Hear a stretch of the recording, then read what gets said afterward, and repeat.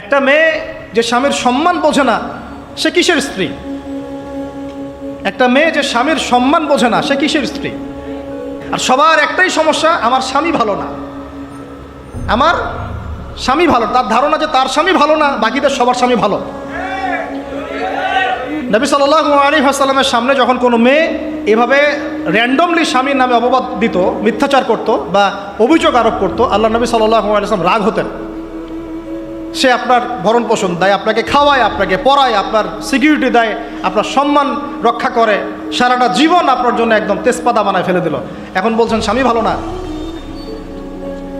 মেয়েদের দিনদার মেয়েদের মধ্যে যে পরিমাণ স্বামীর প্রতি অশ্রদ্ধা, অসম্মান আর কটুবাক্য, সম্মানহানি, গায়রতের খেলাফ কাজ করার যা দৃষ্টান্ত আমাদের সামনে আছে, আর বেদিনদের ব্যাপারে বলার তো আমার ভাষাই নাই। মনে করবেন না যে কেউ মাদ্রাসায় পড়লেই একদম দুধে দেওয়া তুলসী পাতা হয়ে যায়, না, ভুল ধারণা আপনার, কখনো নয়। আমরা নিজেরা নিজেদের চরিত্র পবিত্র রাখবো, ইনশাল্লাহ আল্লাহর কাছে পবিত্র মেয়ে চেয়ে নিব। একটা মেয়ে যে স্বামীর সম্মান বোঝে না সে কিসের স্ত্রী? একটা মেয়ে যে স্বামীর সম্মান বোঝে না সে কিসের স্ত্রী? আবার একটা স্বামী যে তার স্ত্রীর সম্মান বোঝে না সে কিসের স্বামী? সমস্যা, আমি ইসলাম এবং পারিবারিক জীবন নিয়ে আমার ভিতরে এত কথা জমে আছে, এটা বলতে গেলে আমার 3 ঘন্টা সময় লাগবে। তবে আমি আলাদা করে এটা নিয়ে একটা লেকচার দেবো ইনশাল্লাহ। কিছু কিছু বিষয় আপনার চেয়ে আমার বয়স কম হতে পারে, কিন্তু এই বিষয়গুলোতে আমার অভিজ্ঞতা আপনার চেয়ে 10 গুণ বেশি আছে। আর একটা ভুল তো জীবনে করতে যাবেন না, সেটা হলো যে ফ্যান্টাসিতে ভুগে অতিরিক্ত দায়িত্ব নিতে যায় না। ফ্যান্টাসিতে ভুগে অতিরিক্ত দায়িত্ব নিতে যায় না, তাহলে দিন থেকে আপনি বিচ্যুত হয়ে যেতে পারেন। স্ত্রী হবে কেমন? কোমল, নমনীয়, শুনবে, আনুগত্য করবে। যে কথাগুলো কোরআন সুন্নাহর মধ্যে আছে এগুলো শুনবে, আনুগত্য করবে, স্বামীর সম্মান বুঝবে। সারাদিন স্বামী বাহির থেকে কষ্ট পরিশ্রম করে বাসায় ঢুকে, তার চেহারা দেখলেই যেন সব পরিশ্রম ভুলে যায়, এমন হবে স্ত্রী। ঘরে ঢুকেই খাটাস খুটুস, কথা নাই, বার্তা নাই, ঝগড়াঝাটি, হ্যাঁ, খাওয়া রেডি করা, যাও খেয়ে নাও। আপনারা কি মনে করেছেন? নবী করিম সাল্লাল্লাহু আলাইহি ওয়াসাল্লাম বলেছেন, আল্লাহর পরে যদি আমি কাউকে সেজদা করার আদেশ করতাম, আমি মেয়েদেরকে বলতাম তারা যেন স্বামীদেরকে সেজদা করে। এখন তো আপনারা সব তসলিমা নাসরিনের ফ্যান হয়ে বসে আছে।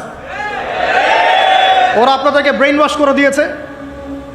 সব ক্ষেত্রে সমান অধিকারের কথা আপনাকে কে বলেছে? কোন কোন ক্ষেত্রে আপনাকে অগ্রাধিকার দেওয়া হয়েছে। আপনি খুঁজছেন সমান অধিকার, আর ইসলাম দিয়েছে অগ্রাধিকার।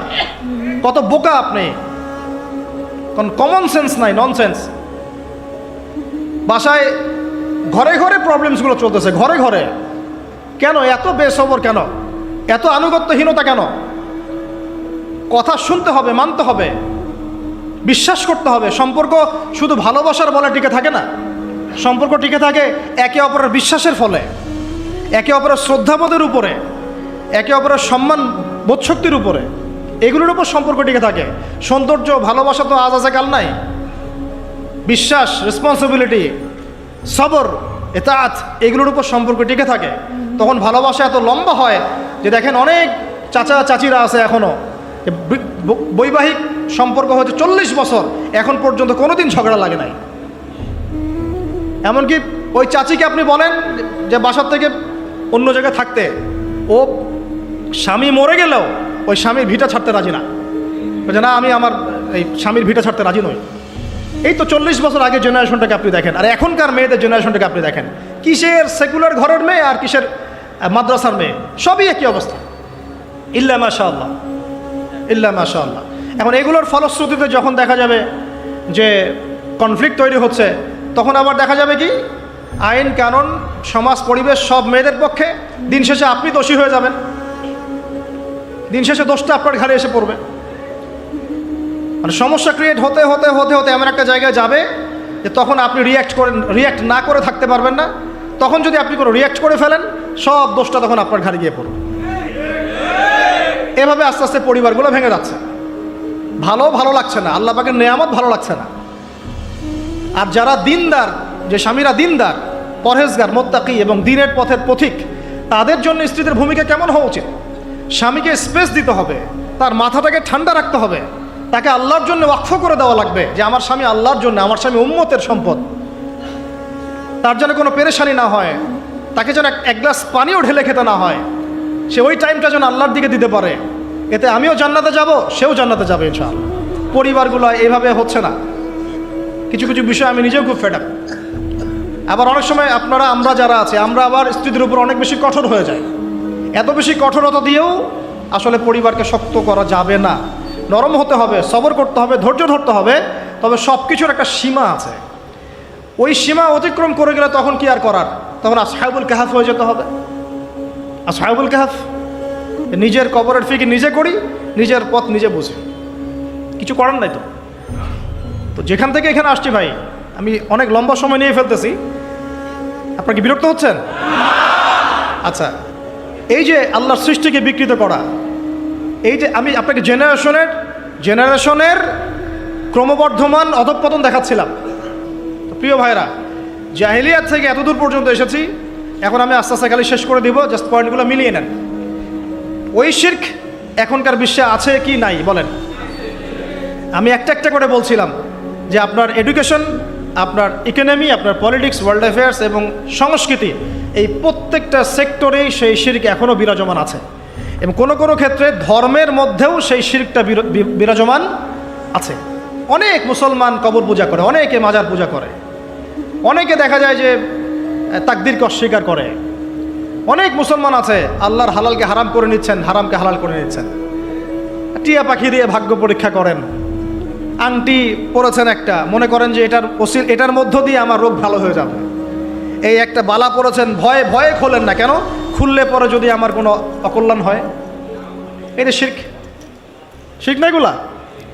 এই যে টিয়া পাখি কিছু উদ্বোধন করতে চান, পায়রা উড়াই দিচ্ছেন, শুভ। ওর মধ্যে কিছু শুভ? ওটা কি শুভের লক্ষণ? আপনি জন্মদিন পালন করেন, বলেন শুভ জন্মদিন, কে জানে ওই দিনটা আপনার জন্য শুভ না অশুভ? এরকম হাজার হাজার শিরক আছে, আমি বলতে গেলে অনেক সময় চলে যাবে। ওইদিকে বাদ দেন, প্রত্যেকটা ডিপার্টমেন্টে শিরক আছে। কিতাবুত তাওহীদ বইটা পড়ে নিয়েন। কোন কিতাব? কিতাবুত তাওহীদ। আর নসিহত যেটা করতে চাচ্ছিলাম, যে এই পুরো বিশ্বটা শিরকের উপর আছে, আইয়ামে জাহিলিয়াতের মতোই এই সেক্টরটা সবচেয়ে বড় শিরকের মধ্যে আছে। কোন সেক্টরটা? এই যে এখন যেটা বলছি, আল্লাহ পাক আদম আলাইহিস সালামকে কি বলেছিলেন ভাই? ভুলে গেছেন? খলিফা। কি বলেছিলেন? খলিফা। আদম আলাইহিস সালাম এইভাবে জান্নাতে থাকতে লাগলেন, শয়তান রিসিভ করলো, এই যে নেমে আসলাম পৃথিবীতে, ঠিক আছে? পৃথিবীতে নেমে আসার পরে আদম আলাইহিস সালাম কি আল্লাহ পাকের বিধান ছাড়া অন্য কোনো বিধান ফলো করেছিলেন? কথা এবার বুঝেন। আদম আলাইহিস সালামকে আল্লাহ কি বলেছেন বলেন? খলিফা। কি শব্দ? খলিফা। তিনি এখন পৃথিবীতে আসলেন কিভাবে? ওই যে জান্নাতে রাখলেন, ফল ভক্ষণ করে ফেললেন, ইবলিস সেজদা করলো না, এই যে চ্যালেঞ্জ করলো, আস্তে আস্তে ফল খেয়ে ফেললেন একদিন, ব্যাস আল্লাহ পাক আর জান্নাতে রাখলেন না, যাও পৃথিবীতে চলে যাও। তওবা করলেন, রব্বানা যালামনা আনফুসানা ওয়া ইল্লাম তাগফির লানা ওয়া তারহামনা লানাকুনান্না মিনাল খাসিরিন, আল্লাহ মাফ করে দিলেন। কিন্তু জান্নাতে থাকা হলো না, এবার পৃথিবীতে থাকো। পৃথিবীতে তিনি থাকা অবস্থায় কি আল্লাহর সাথে শিরক করেছিলেন? আল্লাহর বিধান বাদ দিয়ে অন্য কোনো বিধান মেনেছিলেন? আল্লাহর বিধান বাদ দিয়ে অন্য কোনো বিধান দিয়ে তিনি কি তার পরিবার সমাজ পরিচালনা করেছিলেন? তাহলে আল্লাহর খলিফার কাজ কি? আল্লাহর বিধান দিয়ে নিজেকে, নিজের পরিবারকে, নিজের সমাজকে, নিজের আওতাভুক্ত যারা তাদেরকে পরিচালিত করা। আমি কি বোঝাতে পারছি? আল্লাহর খলিফার কাজ কি? আমার সাথে বলেন। আল্লাহর বিধান দিয়ে নিজে চলা, নিজের পরিবারকে চালানো, নিজের সমাজকে চালানো। এটা কার কাজ? আল্লাহর খলিফার কাজ। যদি আমি এখন নিজেও শয়তানের বিধান দিয়ে চলি, নিজের পরিবারকেও শয়তানের বিধান দিয়ে চালাই, নিজের সমাজটাকেও শয়তানের বিধান দিয়ে চালাই, আমি কি আল্লাহর খলিফা থাকবো না শয়তানের খলিফা হব? বোঝা যাচ্ছে কথা? আচ্ছা, এবার আল্লাহ পাক আরও একজন নবীকে খলিফা বলেছেন। বলেন কোন নবীকে? হ্যাঁ বলেন। আরও একজন নবীকে আল্লাহ পাক খলিফা বলেছেন, তার নাম দাউদ আলাইহিস সালাম। কি নাম? ওই সুলাইমান আলাইহিস সালামের বাবা, সুলাইমান আলাইহিস সালামের বাবা। এই দাউদ আলাইহিস সালাম এই জেরুজালেম থেকে 40 বছর বিশ্ব শাসন করেছিলেন। কত বছর? কোন জায়গা থেকে? এই জেরুজালেম থেকেই। তার পরবর্তীতে তার সন্তান সুলাইমান আলাইহিস সালাম তিনিও 40 বছর বিশ্ব শাসন করেছেন এই জেরুজালেম থেকে। দাউদ আলাইহিস সালাম আল্লাহ পাকের খলিফা ছিলেন।